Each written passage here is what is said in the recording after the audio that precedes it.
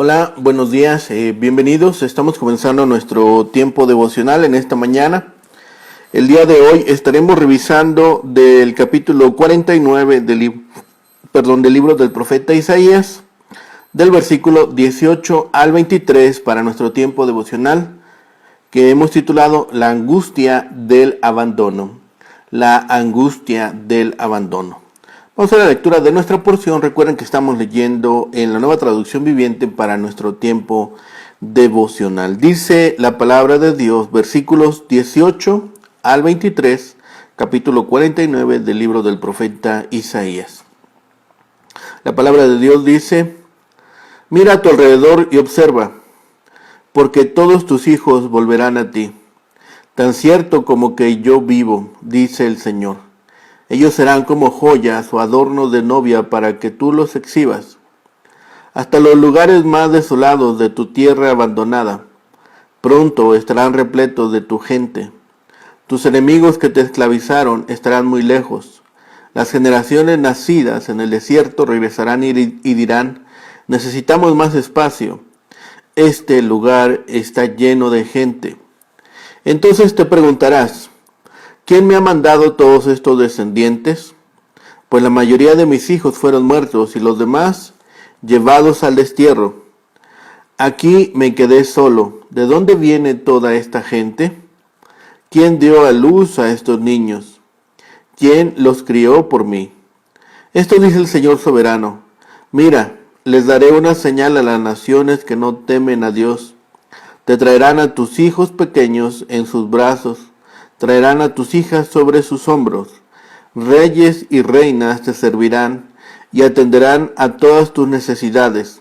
Se inclinarán hasta el suelo ante ti y lamerán el polvo de tus pies. Entonces sabrás que yo soy el Señor.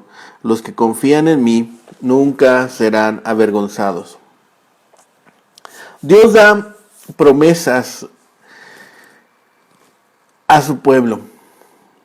Dice: te restauraré como mi mujer fiel, te daré abundancia de hijos en la tierra prometida, y tus enemigos serán derrotados y te servirán.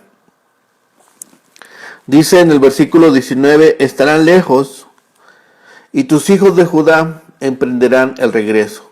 Esto producirá que la nación sea como una novia vestida con adornos. Este retorno será masivo, de tal manera que la tierra no será suficiente para todos los habitantes llamados sus hijos. Sin embargo, cuando el pueblo regresó del cautiverio babilónico, fue un grupo pequeño que luchó denodadamente por sobrevivir. El regreso mencionado en los versículos 19 al 21 pareciera ser mucho más numeroso. Por tal motivo es probable que se refiera al regreso de Israel al principio del milenio. Cuando Israel regrese en el futuro a su tierra, las naciones se postrarán delante del Señor y tendrán relaciones amistosas con Israel. De hecho, los gentiles ayudarán a transportar a los israelitas a Palestina. Los líderes gentiles serán siervos de Israel y así tendrá la seguridad de que Dios realmente tiene el control sobre el mundo. Dice que los lugares desiertos y desolados de Israel experimentarán una explosión demográfica. Sión se preguntará de dónde han salido tantos judíos, pues al fin y al cabo ha sido viuda por mucho tiempo. A una señal de Jehová el Señor, las naciones prepararán un enorme puente aéreo para que los exiliados vuelvan a la tierra. Los monarcas gentiles servirán al pueblo de Dios e Israel se dará cuenta por fin de que vale la pena esperar en el Señor. En segundo lugar, a esta nación todavía le aguardan sus mejores días, cuando su nueva familia rebasará todos sus linderos. El Nuevo Testamento aplica tales promesas no a la Jerusalén actual, sino a la Jerusalén de arriba, es decir, a la Iglesia universal en los cielos y en la tierra. Efectivamente, las ruinas de la ciudad fueron reedificadas en los siglos sexto y quinto antes de Jesucristo, pero estas profecías trascienden la modesta escala de esos acontecimientos. Con respecto a la redención, que describen los versículos 22 y 23 sobre la expresión de los que esperan en mí, habremos de hablar un poco más adelante. Aquí se dirige Dios a Sión como esta viuda afligida, desposeída de sus hijos. Las gentes se juntan a ella y se le asegura que vienen para consolarla. Hay veces en que la iglesia es devastada y son pocos en número, pero sus desolaciones no durarán para siempre y Dios las reparará. Dios puede levantar amigos para los israelitas que retornan aún de entre los gentiles. Ellos traerán sus hijos y los harán tus hijos, que todos traten tierna y cuidadosamente a los nuevos convertidos y principales en la religión. Los príncipes protegerán a la iglesia. Se manifestará que Dios es el soberano Señor de todo. Los que esperan en Dios, en el ejercicio de fe, esperanza y paciencia por el cumplimiento de sus promesas, nunca serán confundidos.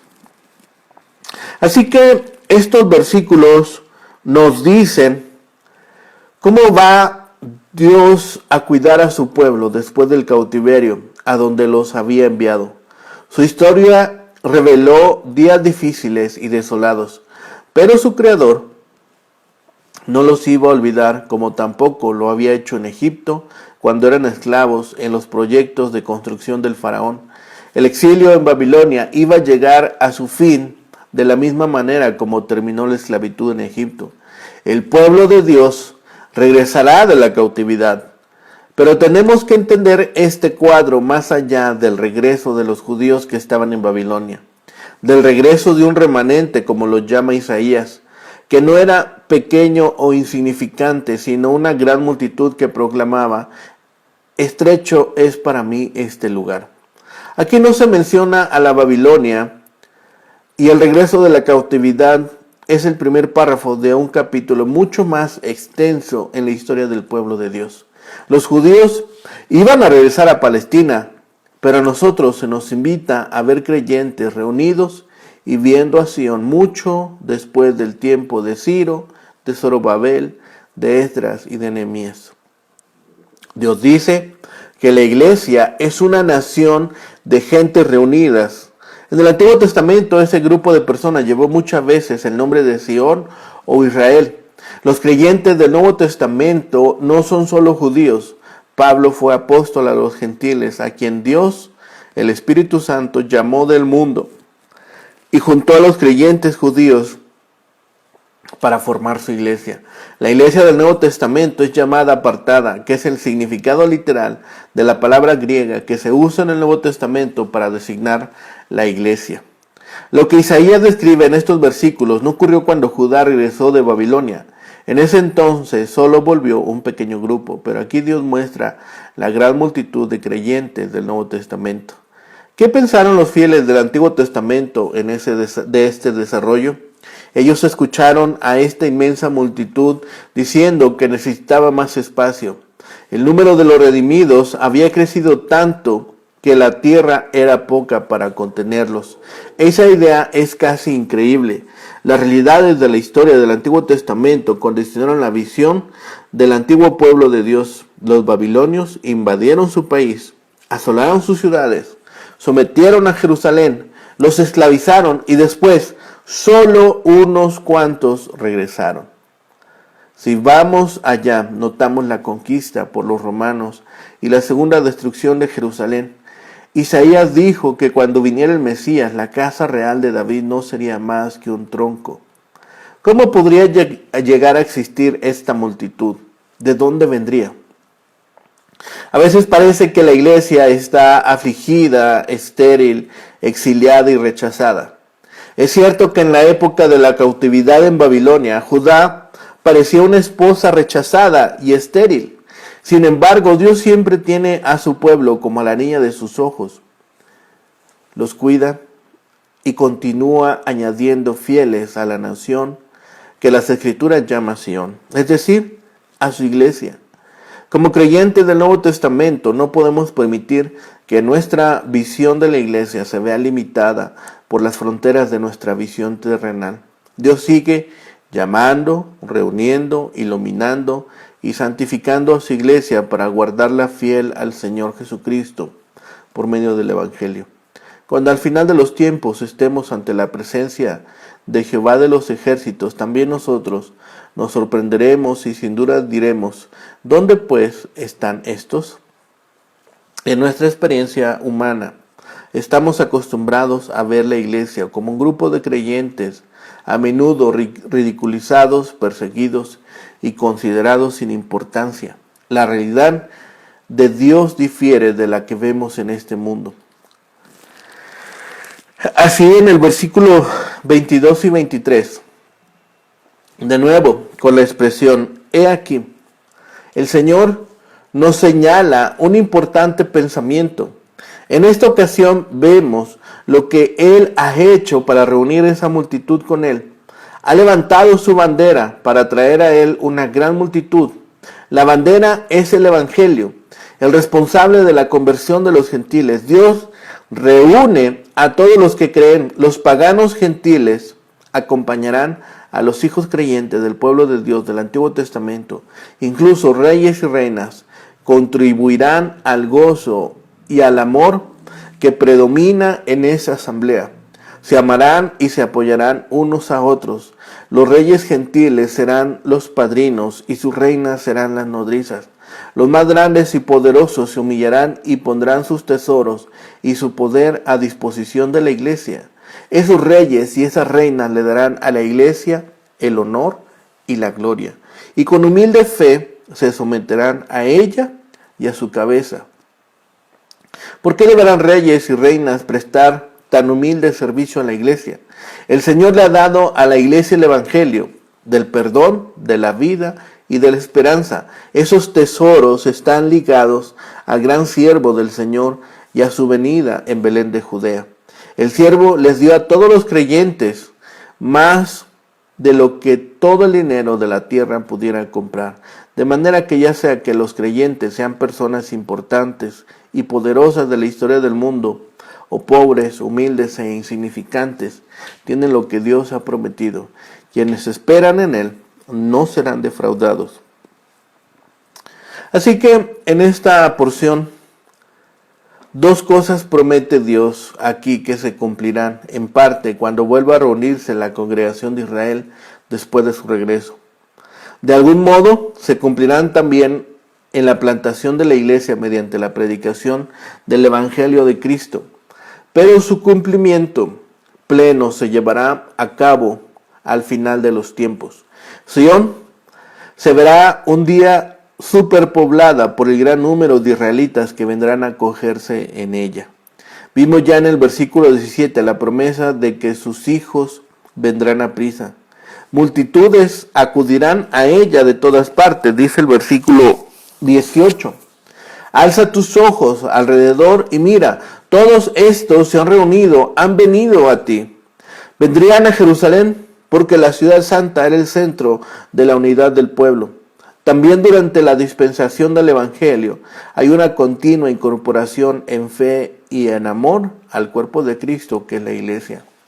Todos los que habían de acudir a Jerusalén, como los que ahora son incorporados a la iglesia, no sirven de carga o de desdoro, sino que sirven de ornamento y fuerza. Vivo yo, dice Jehová, que de todos como de vestiduras de gala serás vestida, y de ellos serás ceñida como novia. Cuando los que son añadidos a la iglesia son santos, piadosos y ejemplares, les sirven de ornamento. El país que estaba desierto y desolado, sin habitantes, será repoblado, más aún, superpoblado, porque tu tierra devastada, arruinada y desierta por tanto tiempo, ahora será demasiado estrecha por la multitud de los moradores, mientras que tus devoradores que te destrozaban y consumían serán apartados lejos, serán alejados para no volver. Los nuevos pobladores habrán crecido y se habrán multiplicado de forma sorprendente.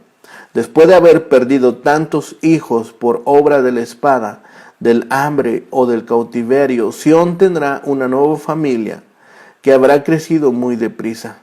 Aún los hijos de los que fuiste privada encontrarán demasiado estrecho el lugar y dirán cada uno a su vecino, hazme sitio para morar yo también. En lugar de los hijos de los que fuiste privada, otros podrían pensar que se trata de los hijos que nacieron en el exilio cuando Sión se hallaba en su desolación. La madre estará sorprendida ante el crecimiento de la familia y dirá, ¿quién me engendró estos? Sión no se daba cuenta de que también eran hijos suyos porque le había nacido en el exilio, lejos de ella, mientras ella se hallaba desolada y como estéril. Y toda esta obra se llevará a cabo con la ayuda de gentiles. Dios alzará su mano y levantará bandera como señal para que presten a los libertados del cautiverio los servicios que se mencionan en el versículo 22. Traerán en sus brazos a tus hijos y tus hijas serán traídas en hombros. Frases que describen el interés y la ternura que aún los gentiles mostrarán a los exiliados que vuelven a su patria.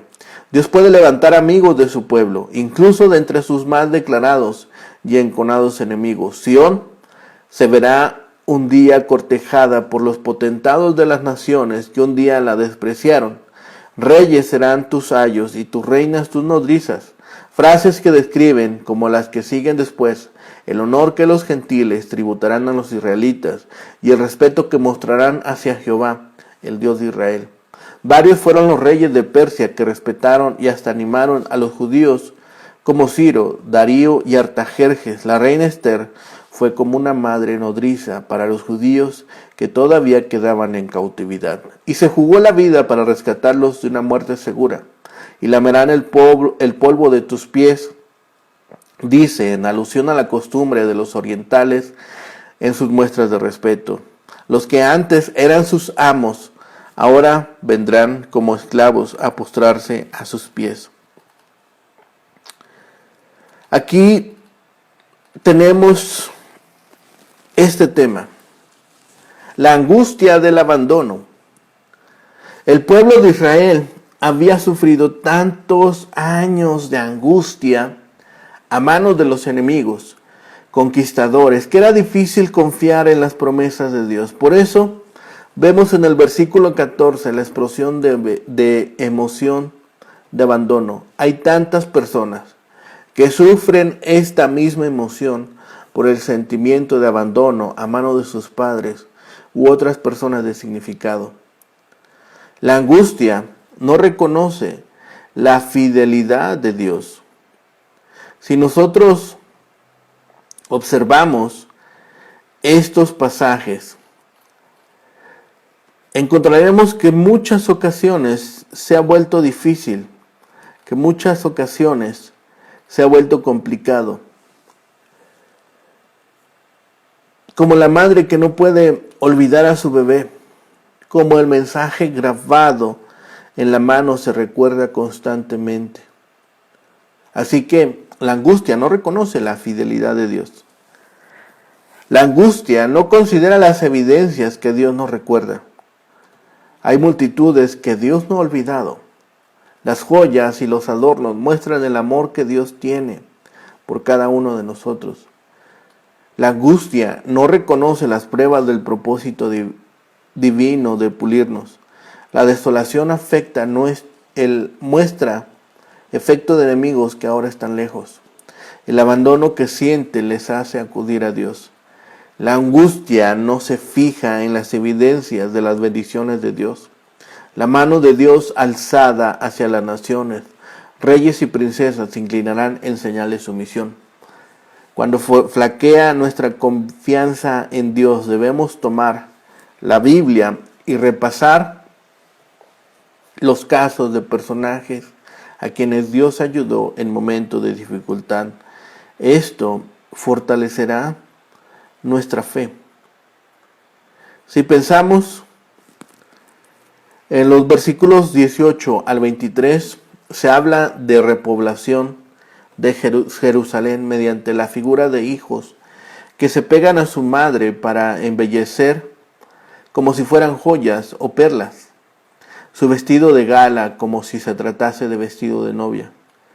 En cuanto al resto del territorio de Judá, los versículos 19 al 21, anuncian la pronta restauración de sus ruinas y su repoblamiento mediante aquellos hijos de Sión que nacieron en la cautividad y que están cercanos a volver a la tierra con la cual están unidos como los hijos de su madre. Pero surge la pregunta, ¿cómo podrían convertirse en realidad estas palabras si la mayor parte de los judíos están aún en Babilonia, aún bajo la autoridad del gobierno persa, y por lo tanto no son libres e independientes para volver a Sión? Ellos están sujetos a la voluntad suprema del valiente guerrero, el nuevo soberano persa. Así como Sión se compara a menudo con una novia, así la adición de los conversos es semejante a los adornos nupciales, joyas. Sin embargo, el sentido primario es el que se refiere a sus hijos literales, pues por el contexto se puede ver que alude a su restauración, y solo en sentido secundario se refiere a sus hijos espirituales, hechos tales por su conversión a Cristo. Israel será el instrumento para la completa conversión final de los gentiles. Como novia se pone sus atavíos. La tierra está desierta, tu tierra otrora escenario de destrucción, y sus hijos están en orfandad. Así que leamos estos versículos. En el versículo 18 nos da un juramento. Dios promete por su propia persona. Los edificadores de Sión estaban en una vestidura espléndida como las joyas de una novia. Después serán tantos hijos que llegarán a quejarse de que es estrecho el lugar donde ahora los contienen. Y será un motivo de alegría, porque implica que Dios hará aumentar el número de sus hijos. Esta profecía está dirigida al retorno de los cautivos a Jerusalén, ya que durante la época de Esdras y de Nehemías, los cautivos construyeron una ciudad relativamente pequeña. Algunos creen que el principal cumplimiento de esta profecía será la reunión del pueblo de Dios durante la venida del reino de Jesucristo. Dios jura por su propia persona.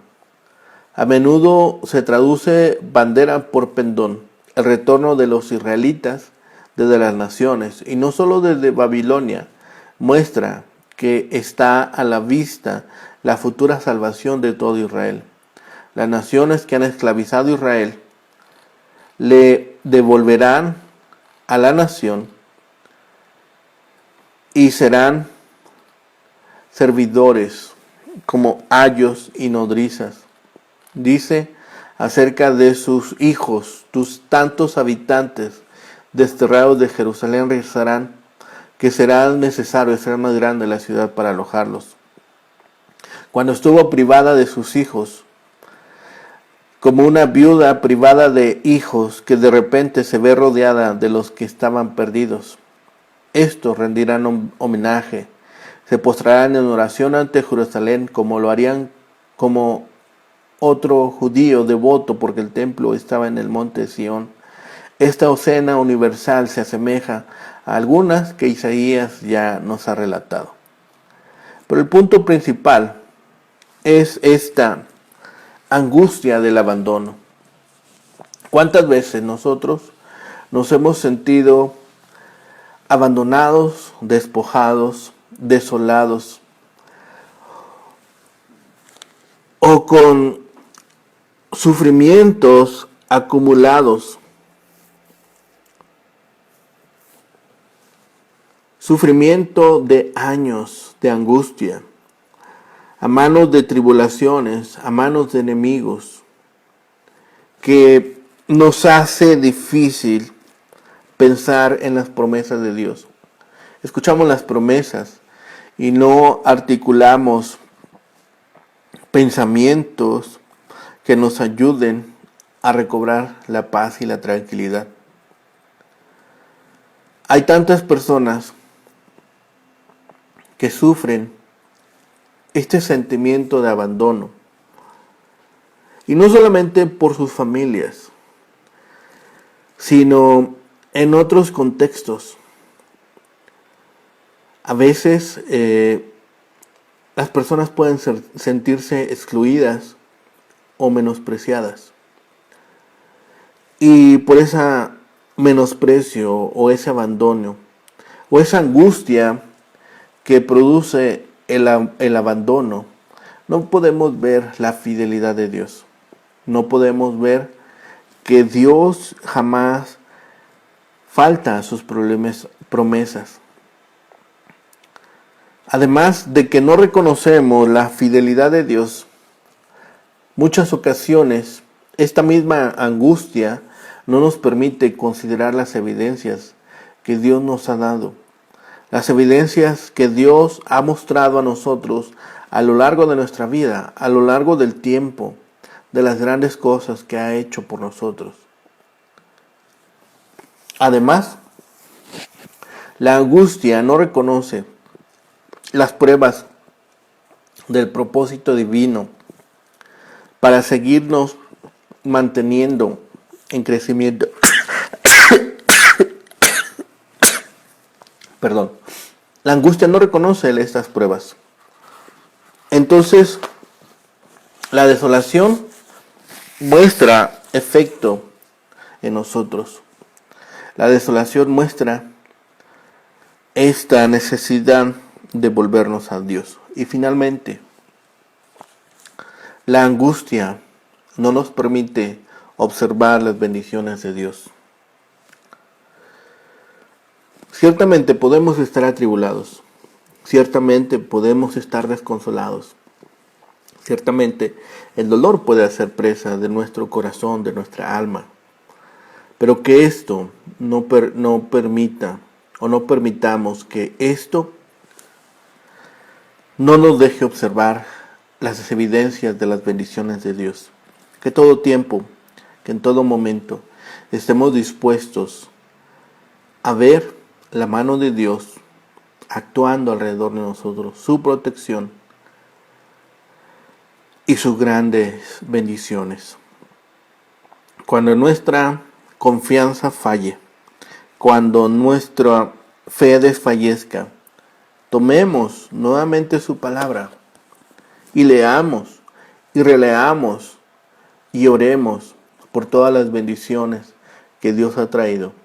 Tomemos testimonio de aquellos hombres, mujeres que Dios ayudó en momentos de dificultad. Esto fortalecerá nuestra fe. En la palabra de Dios encontramos palabras de aliento, alimento diario y confortación. Acudamos a ella constantemente. Oremos. Bendito Padre y Señor, Padre nuestro, te damos gracias por todas las bendiciones que nos das, por todo tu amor, por tu misericordia, por tu gracia y por tu verdad. Padre, permite que en este tiempo en el que las pruebas, la tribulación, el dolor, las aflicciones, Señor, se han amontonado sobre nuestra cabeza, permítenos retomar el camino, retomar confianza, recordar tus promesas, recordar tu amor, tu misericordia y tu gracia. Y permite, Señor, que no solamente nosotros crezcamos, sino también los que están a nuestro alrededor. Permite que como hijos obedientes podamos seguir creciendo hasta la estatura del varón perfecto. Permítenos recordar todos los días tus promesas. Permítenos todos los días vivir en gozo y en la alegría, porque el mayor don, el don en Cristo Jesús, lo hemos encontrado, lo hemos tomado y lo atesoramos. Gracias, Padre, por todo ello. Gracias por lo que has hecho, por lo que sigues haciendo y por lo que harás. Todo lo dejamos en tus manos, todo clamamos a ti. Lo rogamos y pedimos en el bendito nombre de Cristo Jesús, Señor y Salvador nuestro. Amén. Que tengan un excelente día, que el Señor les bendiga.